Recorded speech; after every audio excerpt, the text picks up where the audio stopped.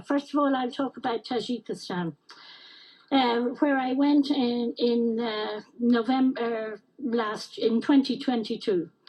I want to thank the government of Tajikistan for the invitation and the cooperation shown to me and the team. I met government officials from various ministries, including representatives of the Parliament, Supreme Court, the State Security Committee and the Ombudsman.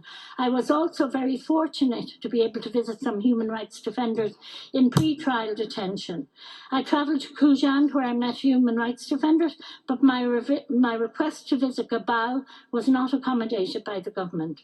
While some officials in the government are trying to engage positively with human rights defenders, and there have been some legislative progress, many of those who peacefully defend the rights of others are under increasing pressure and are too often operating in a climate of fear.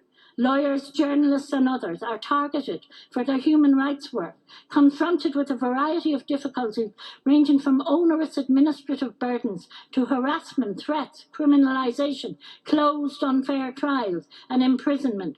Specifically, I call for the release of those whose case I have raised repeatedly with the Tajik government, including Mr. Daler Babiyev, Mr. Avazmad Gorbatov, Mr. Zavkibek Sahibov, Mr. Abdul Sattar Kotibov, Ms. Ultimum Mamashoeva, Mr. Manuchekar Kolik Nazarov, Mr.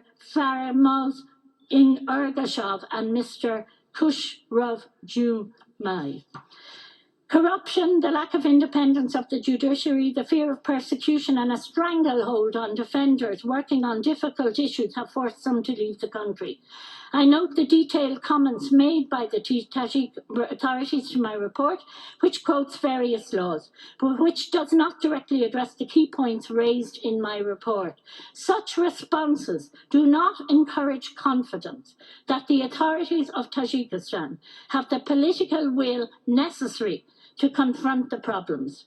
They must radically improve the situation of their human rights defenders, dispel an intensifying climate of fear, and realise that it is in their own self-interest to promote and protect the work of defenders working to build civil and just society. And I stand ready to engage with them in the future at any time.